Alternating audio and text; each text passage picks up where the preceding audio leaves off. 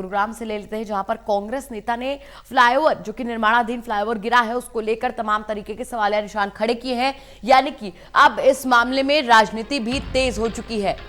इस वक्त की बड़ी जानकारी से फिलहाल हम आपको रूबरू करवा रहे हैं। राजेश यादव ने ये सवाल उठाए। उन्होंने कहा कि जो दोषी उन्हीं को जांच दी जा रही है। तमाम सवालिया निशान खड़े किए हैं कांग्रेस नेता ने फ्लाईओवर गिरने के मामले में जांच पर।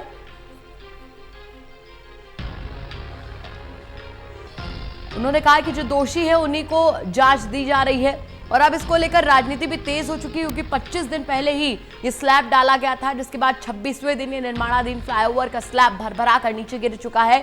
जिसके बाद कांग्रेस ने कहा है कि विधानसभा सत्र में इस मुद्दे को पुरजोर तरीके से उठाएगी।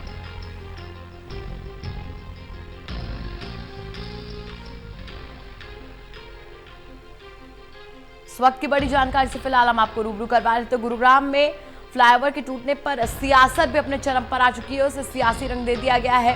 कांग्रेस इस पर तमाम सवालिया निशान खड़े कर रही है, साथ ही साथ ये भी कह रही है कि वो विधानसभा सत्र में इस मुद्दे को पुरजोर तरीके से उठाएगी। और अब कांग्रेस नेता राजेश यादव ने इस फ्लाईओवर गिरने मामले में जांच पर सवाल उठाए कि जो लोग दोषी हैं आप उन्हीं को जांच दे रहे हैं। दरअसल NHAI की उच्च स्तरीय कमेटी इस मामले की जांच करेगी। तमाम जानकारियों के साथ गुरुग्राम से मेरे सहयोगी गुलशन ग्रोवर जुड़ चुके हैं। सीधे गुलशन का रुख कर लेते हैं। गुलशन, ये फ्लाईओवर का स्लैब, निर्माणाधीन स्लैब है जो गिरा है, 25 दिन पहले ही बना था और अब इस पर राजनीतिक जो चादर है वो भी चढ़नी शुरू हो गई है। ना सिर्फ कांग्रेस नेता ने तमाम सवालिया निशान खड़े किए हैं, बल्कि कांग्रेस की तरफ से यह भी कहा गया है कि विधानसभा सत्र में वो इस मुद्दे को पुरजोर तरीके से उठाएगी। देखिए कुरान जी, बिल्कुल जो 26 अगस्त को विधानसभा सत्र होना है उसमें भी कांग्रेस पार्टी जो है इस पूरे मामले को जोर शोर से उठाने की बात कह रही है और साथ ही जो अब जांच कमेटी इसमें बैठा दी गई है पर अब उस पर भी सवाल खड़े हो रहे हैं। उनका कहना है कि जो जांच कमेटी जो इस पूरे मामले की जांच कर रही है वो वही लोग हैं जो इस प्रोजेक्ट को बना रहे हैं, तो जाँच कैसे हो पाएगी पारदर्शिता और कैसे इस पूरे मामले की गुणवत्ता से जांच हो पाएगी, इसलिए इस पर गंभीर आरोप है। इसलिए इसकी मामले की जो जांच है वो CBI या सिटिंग जज से कराने चाहिए, तभी मामला पूरा पारदर्शित होगा।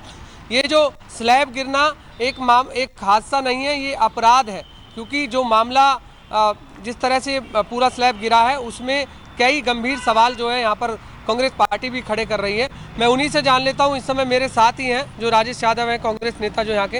राजेश जी, क्या कहेंगे? अब जांच कमेटी बैठा दी गई है इस पूरे मामले को लेकर के, क्या लग रहा है कितनी पारदर्शिता देखेंगे आप जांच? देखिए सर, ये जो जांच है, ये जांच के नाम पे लीपापोती करने की कोशिश करी जा रही है। तो जो यहाँ के जो प्रोजेक्ट डायरेक्टर हैं इस रीजन के, इस क्षेत्र के, AK शर्मा, 6 फ्लाईओवर जो गुरुग्राम में बने हैं, हीरो होंडा चौक, रामपुरा, IMT, इफ्को चौक और ये जो सोना रोड, एलिवेटेड रोड, ये उनके AK शर्मा इंचार्ज हैं। 6 के 6 फ्लाईओवर वो कोलैप्स हो गए, लेकिन आज तक AK शर्मा के खिलाफ भी कोई कार्रवाई नहीं हुई, तो इससे अंदाज़ा लगा लीजिए कि आगे क्या होगा। सभी मामलों में लगभग थानों में FIR दर्ज हुई, किसी का ये नहीं पता कि कौन दोषी है, किसको पकड़ा गया, किसने गबन किया, तो ये सब मिली भगत का खेल चल रहा है। और ये जो एलिवेटेड रोड है राजीव चौक से सोना तक, ये 17 किलोमीटर के रोड को 6 ठेकेदारों को दे रखा है NHAI ने ठेका। तो अब आप अंदाजा लगाइए कि 17 किलोमीटर में 6 ठेकेदार काम कर रहे हैं, तो क्या तो गुणवत्ता होगी इस प्रोजेक्ट की और क्या पारदर्शिता होगी। और जहाँ तक ये OFC कंपनी की बात करें, ये OFC कंपनी से आप पता लगाइए, उससे पूछिए सरकार से कि OFC ने आपसे पहले कितने फ्लाईओवर बनाए हैं। जहाँ तक हमारी जानकारी है, ये सेंट्रल पार्क के नाम से एक हाउसिंग सोसाइटी बनाने वाली कंपनी है और इसने शायद ही कोई कभी फ्लाईओवर बनाया होगा। दूसरा, इस फ्लाईओवर का ठेका जिस OFC कंपनी को दिया जा रहा है, इसके बड़े सत्ताधारी नेताओं से मंत्रियों के साथ करीबी रिश्ते हैं, इसी कारण इसको इतनी छूट दी गई है। 2016 में इसको प्रोजेक्ट टेंडर अलॉट हुआ था, 2 साल में ये पूरा करना था, लेकिन 2-2.5 साल तक इसने काम ही शुरू नहीं किया, तब भी इसके खिलाफ कार्रवाई नहीं हुई। आप यहाँ से चलिए, जहाँ तक ये एलिवेटेड रोड बन रहा है बादशाहपुर तक, ना किसी स्टैंडर्ड का प्रोसीजर का ख्याल रखा जा रहा है, ना सुरक्षा का ख्याल रखा जा रहा है, बिल्कुल ऐसे काम किया जा रहा है जैसे कोई ये गली बन रही हो।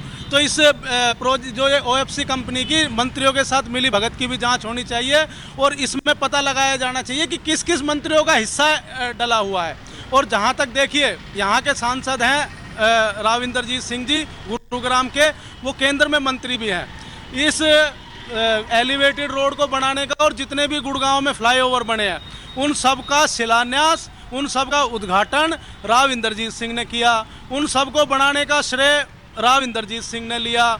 इस फ्लाईओवर को बनाने के लिए जो शिलान्यास समारोह था उसमें रैली हुई थी, वहाँ पे राव नरवीर जो यहाँ के पूर्व विधायक थे और मंत्री भी थे, वो कह रहे थे कि मैं इस प्रोजेक्ट को लेके आया। राव इंद्रजीत सिंह कह रहे थे मैं इस प्रोजेक्ट को लेके आया, दोनों इस प्रोजेक्ट को लेके आए। आज जब ये प्रोजेक्ट गिर गया है, आज ये सारे प्रोजेक्ट ध्वस्त हो गए हैं, तो इसकी जिम्मेदारी कौन लेगा?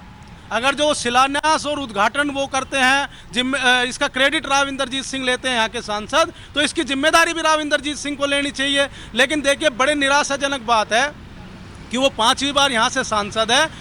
आज 2 दिन हो गए इस फ्लाईओवर को गिरे हुए, इससे पहले 6 फ्लाईओवर गिरे। उनके मुंह से इनके विषय में एक शब्द भी नहीं निकला कि जांच होगी, किसी को दोषी पाया जाएगा। तो क्या राव इंद्रजीत सिंह अपने लोकसभा क्षेत्र के लाखों लोगों की जिंदगी को दांव पे लगाने वाले हैं कि इस तरीके के निर्माण हो रहे हैं? ये तो शुक्र है कि यहाँ जान माल की हानि नहीं हुई कोई, या ये फ्लाईओवर चालू नहीं हुआ। जो इस गुणवत्ता से ये काम हो रहा है, इसी से तो ये कभी भी बनने के बाद भी गिर सकता है। तो क्या राव इंद्रजीत सिंह को अपने क्षेत्र के लोगों के जान माल की कोई चिंता नहीं है? राव इंद्रजीत सिंह को सरकार का जो पैसे का भ्रष्टाचार हो रहा है, गबन हो रहा है, उसकी कोई चिंता नहीं है? हमारी तो ये मांग है कि राव इंद्रजीत सिंह तुरंत अपने पद से इस्तीफा दें, सीबीआई से या सिटिंग जज से इसकी जांच हो, तुरंत इस ओएफसी कंपनी का ठेका रद्द किया जाए, इसके मालिकों को गिरफ्तार किया जाए, प्रोजेक्ट डायरेक्टर AK शर्मा को तुरंत यहां से हटाया जाए, उनकी भी जिम्मेदारी और जवाबदेही इस प्रोजेक्ट के लिए तय की जाए। और जब तक इसकी जांच करके जिसमें कितना गबन हुआ है, कितना भ्रष्टाचार हुआ है, वो सारे पैसे की रिकवरी को इस ओएफसी कंपनी से की जानी चाहिए। कितना बड़ा हादसा होने से टला है, आपको क्या लगता है? क्योंकि ये जो सोना रोड है, काफ़ी आवाजाही इस रोड पर ज़्यादा रहती है। देखिए, यहाँ 2 से 2.5 लाख गाड़ियाँ प्रतिदिन निकलती है सामान्य दिनों में, तो 2-2.5 लाख लोग यहाँ से निकलते हैं। और आप देखिए, अगर जो ये तो चलो रात के समय में हुआ, दिन के समय में अभी मैं आपको यहीं दिखा देता हूँ कि इनको कितने गंभीर हैं। अभी भी इस फ्लाईओवर के नीचे देखिए कि इनके लेबर काम कर रहे हैं, किसी सुरक्षा मानकों का कोई ख्याल नहीं है। तो इनको इंसान की जान की कोई परवाह नहीं है। और इस ओएफसी कंपनी के ठेकेदार को लगता है कि ये इसके ऊपर सरकार का हाथ है, इसका कोई कुछ नहीं बिगड़ सकता। लेकिन ये लोगों की जान का सवाल है, लाखों लोगों की जिंदगी का सवाल है, अरबों रुपए सरकार, ये 1700 करोड़ रुपए का प्रोजेक्ट है, सरकार के अरबों रुपए का सवाल है। तो इसको गिरफ्तार करके इससे ठेका छीन लिया जाना चाहिए और किसी अच्छी कंपनी को जो क्वालिफाइड हो उसको ये ठेका दिया जाना चाहिए। तो और तब तक आप देखिए, राव इंद्रजीत सिंह कुछ बोलें इस पर, वो बताएं कि जब वो इसका श्रेय सारा उन्होंने लिया है तो इसकी जिम्मेदारी या जवाबदेही उनकी है या नहीं है। देखिए गुरांची, आपने साफ तौर से कांग्रेस का यहाँ पर पक्ष सुना है और वो साफ तौर से कहते हुए नजर आ रहे हैं कि गुरुग्राम से सांसद है राव इंद्रजीत सिंह, अभी तक इस मामले में जो है उनका कोई बयान नहीं आया है। हालांकि शिलान्यास और उद्घाटन जो है उन्होंने ही किए हैं। यहाँ एक फ्लाईओवर का जिक्र नहीं हुआ है, यहाँ 6 फ्लाईओवर का जिक्र हुआ है। इस तरह से हीरो होंडा चौक पर भी फ्लाईओवर पर दरारें आई, वहाँ पर भी कोई जो है जवाब नहीं आया। उसके अलावा अन्य रामपुरा फ्लाईओवर की बात करें, इफ्को चौक फ्लाईओवर की बात करें, तो इस तरह से काफ़ी जो है पहले इस फ्लाईओवर गिरने के मामले आए हैं, लेकिन अभी तक कोई जांच जो है पूरी अभी तक नहीं हो पाई है, कोई उन पर जो है सवालिया निशान नहीं खड़े हुए हैं।